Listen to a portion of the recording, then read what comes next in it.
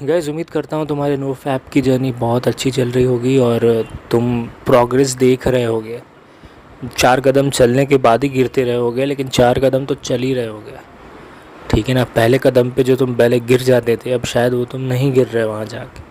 तुम्हारे अंदर resistance build हो रही है। पूरा हमारा पूरे खेल की शुरुआत यही है कि तुम्हारे अंदर रेजिस्टेंस बिल्ड होना शुरू हो जाता है। तुम इस चीज़ को विरोध करते हो और रोकने लग जाते हो धीरे धीरे। तो गाइस, एक कितनी आश्चर्य की बात है कि दुनिया में हर इंसान एक दूसरे से अलग है। कोई दो इंसान एक जैसे नहीं है।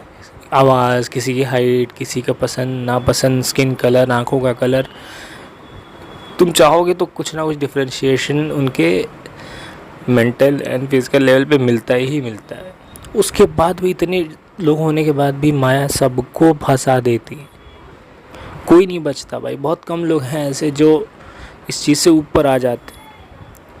नहीं तो वही किसी को पैसा, लंबी गाड़ी, महंगा फ़ोन, महंगे जूते, दुश्मनी, दोस्ती, है ना, चैलेंजेस, कॉम्पिटिशन्स, सब कुछ चाहिए। किसी को अपने लिए चाहिए, किसी को दूसरे के लिए चाहिए, किसी को सोसाइटी के लिए चाहिए। एक माया का कोई ना कोई फॉर्म, कोई ना कोई रूप जो है ना, तुमको उलझा ही देता है।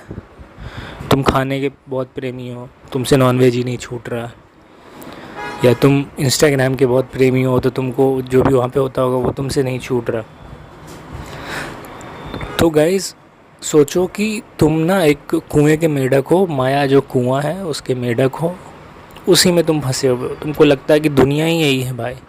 मेरे पास आईफोन का कोई महंगा सा ब्रांड है ना, वही दुनिया है मेरे पास। तो जब तक तुम इन सब चीज़ों में फंसे रहोगे तब तक तुम भीतर इनवर्ड्स जा ही नहीं पाओगे, भीतर ट्रैवल ही नहीं कर पाओगे, है ना। एक एक ना एक मन भी तुम्हारे अंदर, दिमाग है ना, ये भी एक ब्रह्मांड है अपने आप। एक बार जो लोग मेडिटेट करते हैं, जो लोग बैठते हैं, उनको ज़िंदगी निकल जाती है यार वो उस चीज़ को पाने के लिए। वो क्या सिर्फ बैठ के थोड़ी ना कुछ ख्याली पुलाव बना रहे होते हैं। और मतलब जो लोग नए नए नो फैप करना स्टार्ट कर रहे हैं या स्ट्रीक पे आ रहे हैं, देखो स्ट्रीक पे आने का मतलब ये नहीं है कि तुम लायक हो या नालायक हो। स्ट्रीक पे आने का मतलब ये है ना कि तुम अपने अंदर मेंटल, फिजिकल और स्पिरिचुअल चेंजेस फील करने लगते हो। कोई बाबा, कोई साधु, कोई मतलब इस तरह के लोग आके तुमको कुछ समझाएंगे ना, तो वो वर्ड्स हैं, उससे ज़्यादा कुछ नहीं है तुम्हारे लिए। क्योंकि ना तुम चीज़ों को देखते हो जैसे तुम हो, वैसा नहीं जैसे कि चीज़ें हैं। समझ रहे हो ना। एक एक 4 फीट का कोई है, वो 6 फीट वाले को देखेगा तो कहेगा अरे यार ये कितना लंबा है, और एक 7 फीट वाला 6 फीट वाले को देखेगा, वो कहेगा अरे यार ये तो छोटा है। तुम जो हो, तुम उसी से चीज़ें देखते हो। चीज़ें जैसी हैं वैसी तुम नहीं देखते। तो मंत्रों को, स्पिरिचुअल बातों को या नो फैप को करने के तरीक़ों को अगर मैं तुमको बताऊंगा, तो तुम्हारा अपना चश्मा है, उसी चश्मे से तुम देखते हो। ठीक है, अगर हरे रंग का या लाल रंग का चश्मा पहना दो तो सारी दुनिया लाल दिखती, जबकि दुनिया लाल है नहीं या हरी है नहीं, या मतलब समझ रहे हो ना। तो वही चीज़ है कि मैं जब हमेशा कहता हूँ कि उस लेवल पे आना है, इट मीन्स कि तुम्हारा फिज़िकल तो तुम बना ही सकते हो, लेकिन मेंटल में जाओगे ना, जब तुम्हारे अंदर वो चीज़ डेवलप होगी, सहने की ताकत, उसके ऊपर स्पिरिचुअल बिल्डअप होता है यार। तुम दिन भर बैठ जाओगे क्या? तुमको 3 घंटे बोल दिया जाएगा ना, पालती मार के बैठ जाओ, नसें तुम्हारी फट जाएंगी भाई।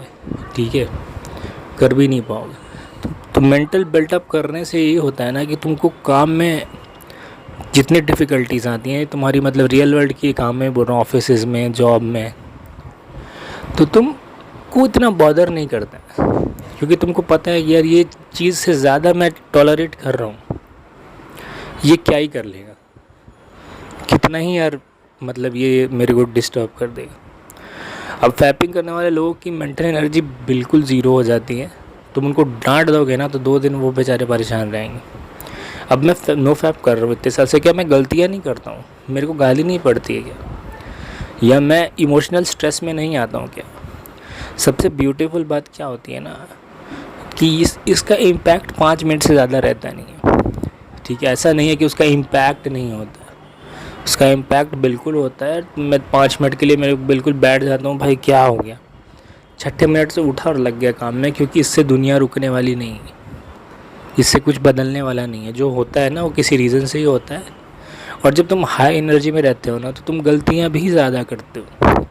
एक डरा हुआ इंसान क्या होता है ना कि बहुत फूक फूक के कदम रखता है, उसको इतना डर लगता है हर जगह ना, एक एक कदम सोच सोच के रखता है। और जब एनर्जेटिक जो लोग होते हैं ना, वो कहते हैं मैच देखेंगे, चलो जो होगा वो देखेंगे। तो उस समय गलतियाँ बहुत ज़्यादा होती हैं। मेरे से भी बिगनिंग में जब मैं एनर्जी के मज़े ले रहा था, सच बोलूँ तो मेंटल एनर्जी की, कि यार ये गलत कर देंगे तो क्या ही कर लेगा ये, तो फिर मैं गलतियाँ भी ज़्यादा करता था और मैं धीरे धीरे उस चीज़ को कंट्रोल करना सीखा। तो गाइस क्या होता है ना कि तुम हर लाइफ के नो फैप के हर जर्नी में ना, जब भी तुम लेवल अप करते हो ना, तुमसे कुछ गलतियाँ होती हैं और तुम उससे सीखते हो, ठीक है ना। जिस दिन तुमने सीखना बंद कर दिया ना, उस दिन तुमको भगवान खुद दर्शन देंगे, तुम कहोगे कि आधार कार्ड दिखाओ, मेरे को लगता है तुम मज़े ले रहे हो। तो वही बात है, तुम वो इंसान जो सीखता नहीं है ना, वो इंसान जानवर है। उसमें और जानवर में कोई फ़र्क नहीं है, क्योंकि जानवर भी अपना खाना खाते हैं, जब उनको रिप्रोडक्शन करना रहता है वो करते हैं, देन तो उसमें तुम में डिफरेंस नहीं है। तुमको ब्रेन दिया गया इतनी कॉम्प्लिकेटेड मशीन है, इसका पर्पस यही है कि तुम सीखो।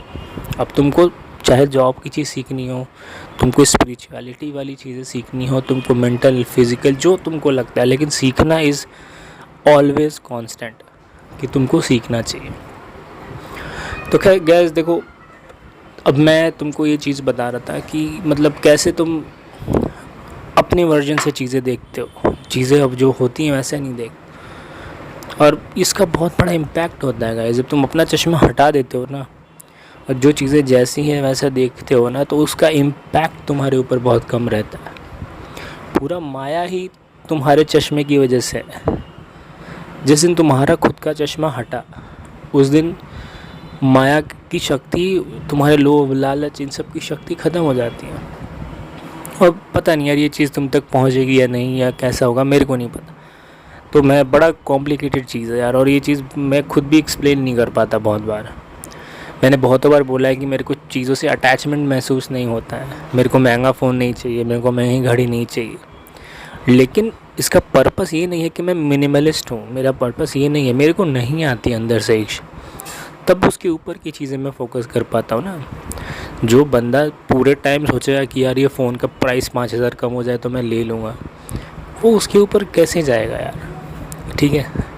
जितना तुम दिमाग एक फ़ोन को खोजने में लगा देते हो, जितना दिमाग तुम एक लैपटॉप ख़रीदने में लगा देते हो, उतना दिमाग तुम कोई स्किल सीखने में नहीं लगाना चाहते। उतना ही दिमाग तुम मंत्रों के बारे में पढ़ने में नहीं लगाना चाहते कि उसका इनर एंड आउटर इफ़ेक्ट क्या होता है, ठीक है। बहुत बार मैं कुछ चैंट करता हूँ, देखो यार मैं बहुत वो आस्तिक आदमी, क्या बोलते आस्तिक बोलते हैं ना, जो मतलब गॉड बिलीव करते, भगवान पे भरोसा करने वाला आदमी नहीं था इतना पहले। क्योंकि जब जिसकी लाइफ में लगता है कि सब ख़त्म ही हो रहा है, तो उसको लगता है कि उसको सब पे भरोसा हटता है, वो खुद पे भरोसा कर ही नहीं रहा था, भगवान पे क्या ही करेगा। तो ऐसा हाल हो गया था। बट बाद में अब मैं एक दिन मैं तुमको बड़ी इंटरेस्टिंग बात बता रहा हूँ। एक मंत्र मैं चैंट कर रहा था, ठीक है, आँख बंद करके चैंट कर रहा था, मन में कर रहा था, आवाज़ से मतलब बोल के भी नहीं। और फिर एकदम से लगा कि भाई आवाज़ गूंज रही है, एकदम ऐसा लग रहा है यार सब तरफ से वही आवाज़ें आ रही हैं कान में मेरे। मतलब वो एक महसूस हो रहा था ना कि जैसे 100 लोग बैठे हैं मेरे साथ उस चीज़ को करने के लिए।